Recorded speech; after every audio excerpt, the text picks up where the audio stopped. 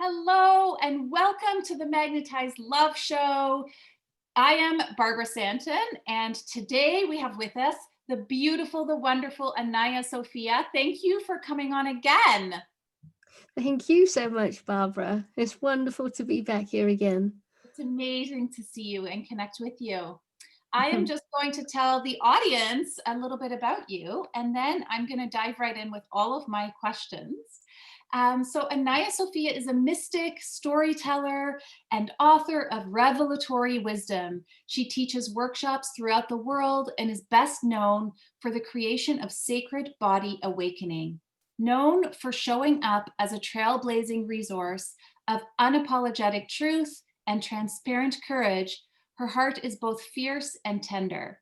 She carries an oral message that stirs the remembrance of a continuous lineage with the feminine principle that throughout the centuries has preserved its spiritual dignity without the need for permission or recognition from any other source. Her most recent book, among many, Fierce Feminine Rising, Heal from the Predatory Relationships and Recenter Your Personal Power, reveals a map, a template that she was given as she wrote the book. It is a map, the map of our absolute awakening, our return to the heart, believing that there is nothing more sacred than protecting the sacred spirit deep within all life. Anaiya is deeply committed to addressing head-on the many challenges that stand in our way and to ensure the birth of a golden age in our footsteps. Wow. Magnificent. Well, It is thank such an you. honor to be here with you. And my first question for you would be, in magnetizing love into your life, why is having an uncompromising truth within you so important? Well, I think I'd like to begin this interview in the early stages of the bio that you were reading out. You said her heart is both fierce and tender. Well, today it is, it is the most tender. I haven't been this tender for years. So just to sort of like perfume the space between us. So it's that tender place I'm going to be coming from today. And when you ask about that uncompromising truth, I think the number one person that needs to be really valid for is yourself. And this is where I find myself these days, these weeks, you know, particularly what we're living through together as a species. So that uncompromising truth to really know what's true for you, really know what's real for you, who is real, where is that real person, where is that person not being real, and just using that introspective lens, not in a judgmental way, not in a cruel way, but in a very loving and kind and patient way. I heard somebody speak today, which felt so true for me. It was beautiful. She said, as soon as 2021 comes, we might as well blindfold ourselves because the number one navigatory tool is going to be the third eye. Mm. Our physical sight will not be the be all and end all anymore. It's going to be a time of pure knowing, pure intuition, and using that sixth or fifth or seventh sense, that's been so dormant for so long. And I just that just really went in well. So yes, that uncompromising truth. I think when I wrote the book Fierce Feminine Rising, I was thinking, yes, that's an external application. That uncompromising truth must be something that is real in the external world. 2 years later, after writing that book, I'm applying it now to the internal with just as much vigor and enthusiasm. Wow. And so for the audience who is maybe watching and has known about intuition and they sometimes feel it, but it's really hard to navigate. how would you advise someone to really sharpen that going into 2021, which is like around the corner? If that's really true, how can we start sharpening that now if this is sort of the first realization that we have that this is our navigation system? Well, one of the ways I took this journey was to turn within, and this is an old British way of saying things. You say cap in hand. So cap in hand is when you take your hat off and you place it over your heart because you realize you need to come with some forgiveness, some humility. So it's turning in with cap in hand to the intuitive self and probably say something along the lines of, beloved intuition, I have heard you speaking and whispering and nudging and at times kicking me under the table. And I realize now just how many times I've ignored you, watered you down, compromised your messages, or just blatantly ignored you. Please forgive me. Please forgive my oversight, my believing I knew best, believing I could change things when all along you were telling me the truth right from the very beginning. Please, with this remaining time together, please give me a second chance to start to listen, to slow up when it's decision-making time, to turn to you for counsel, and to hear your voice before I embark on a set of choices and directions. That's the sort of inner heart work because it's I believe it's that which will sharpen that intuition again, not so much consciousness, strangely enough, but to turn more with a heart presence. Because a little forgiveness does need to be asked for, I believe. And for Mhm. the intuition to actually trust us again. Is she really listening? Is she really paying attention to my little red flags? And you will start to notice it becoming sharper and a little stronger and showing up with quite a charge and voltage in the body. But then comes stage two. Will we listen? Yes. Will we actually realize that a message is coming through and act on it?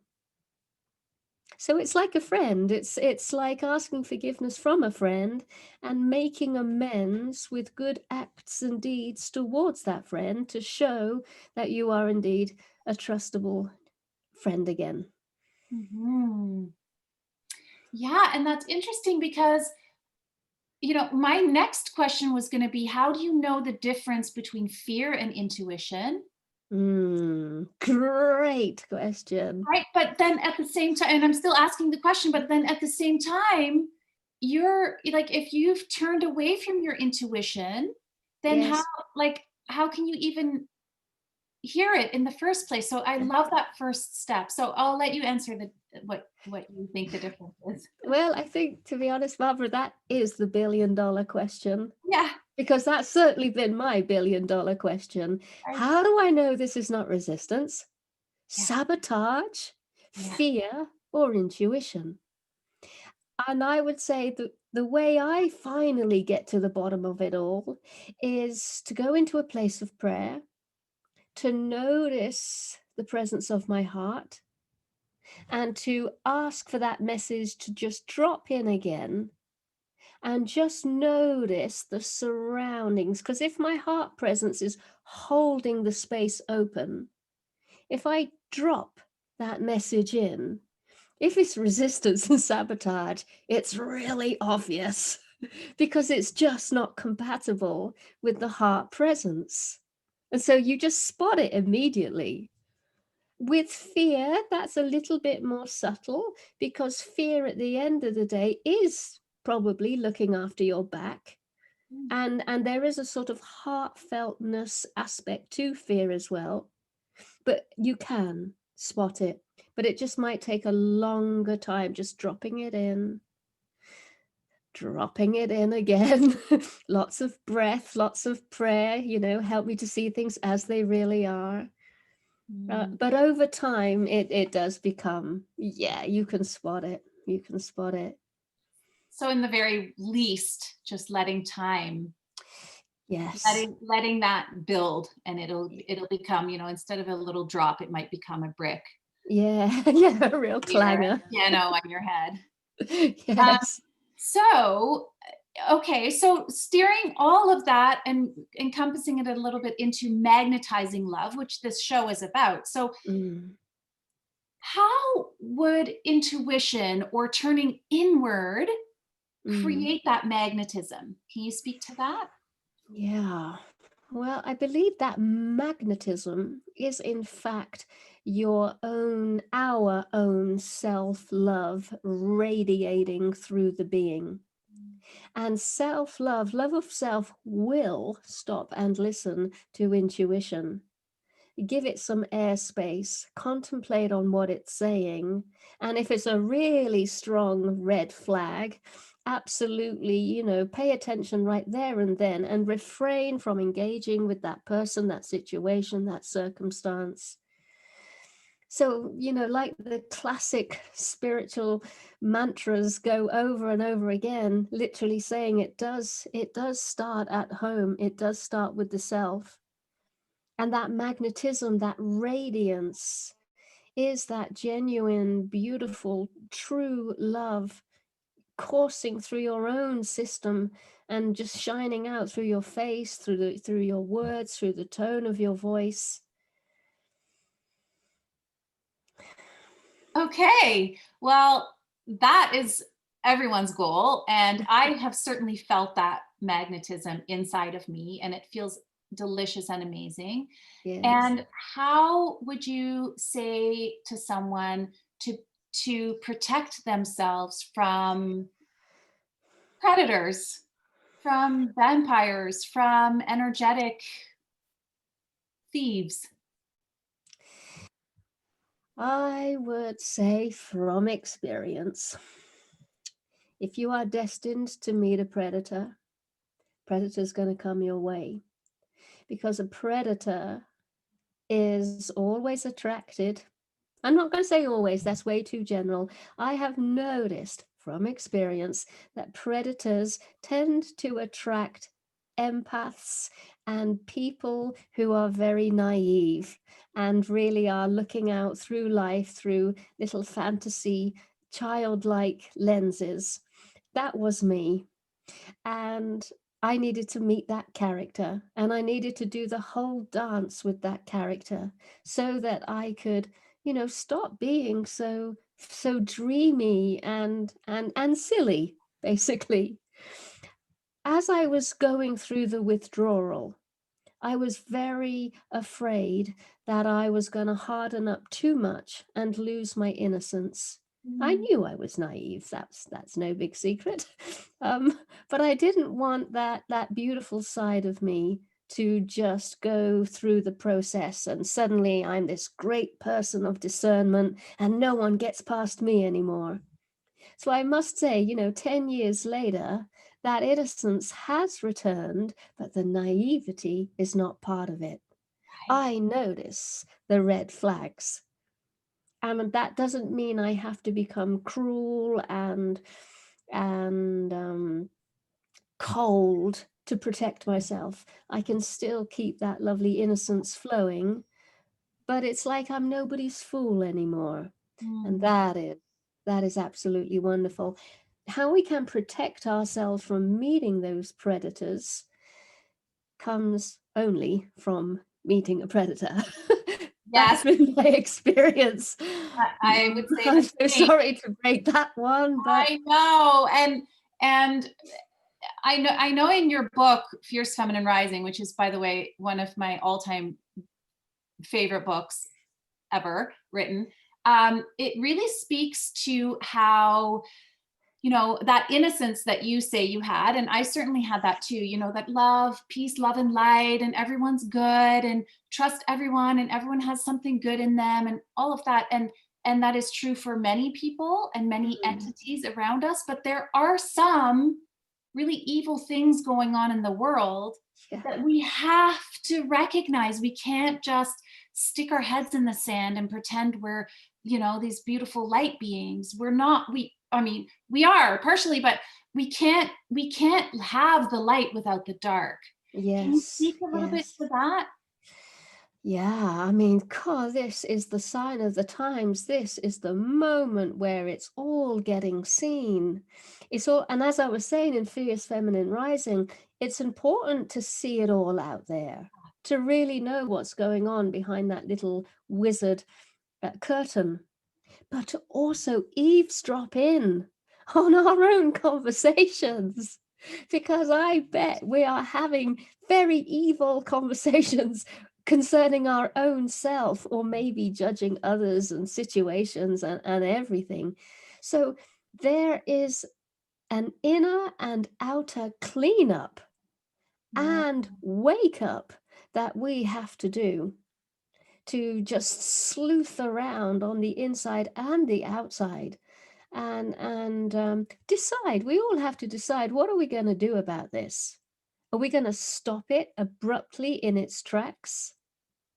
That I have done for a long time, literally said, stop, I hear you. You just have to retreat from wherever it was you came from with a little pinch of love and joy. It can't be too fierce, because then it's very easy to slide into becoming that sort of darker nature. So it's like you fight darkness with darkness. That's not the answer. Right. Another tactic I've used is compassion, and to actually hear the voice and sense where it's coming from, and send waves of empathy right to the very darkened heart of that person or inner person.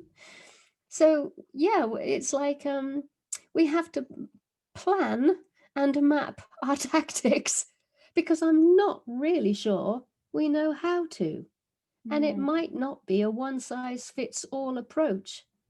Sometimes it's this, sometimes it's that. It's like a dance. We're starting to notice it now. We're starting to notice just how widespread it is. And of course, we're starting to notice how it's got some airspace inside of our own minds, and is absolutely brilliant at mimicking our own inner voice. Right. Yeah. Yeah. Wow. And even more important to at this time, right? Because of that, to keep tuning in and to keep sharpening that intuition, and really dancing with and playing with all the different things, so that we can really know what is what in there, Yes. and discern. Yes. And I must say, because at the heart of the mystic is this understanding that darkness, at the end, the highest truth, the absolute truth before we all disappear and there's no nothing, that last little moment is to realize that darkness does indeed serve light. Mhm. But you can't rest your laurels there. You have to know that to be true. Know it to be true. And I have noticed that when I have decided, like today, I've taken a very deep plunge today. I've been bawling best part of the day. Wow. hence the way I look. Oh, you look I great. may look dreadful, but I can tell you, Barbara, inside is a very beautiful, I haven't seen this vulnerable one for ages. And I welcome her, with the bunting, with the rose petals. I may look 1,000 years old, but inside this beautiful, precious being is kind of saying, hi, hi, finally I'm able to rise within you. So I do know that going to the worst of all places always reveals this cherished one. Mm.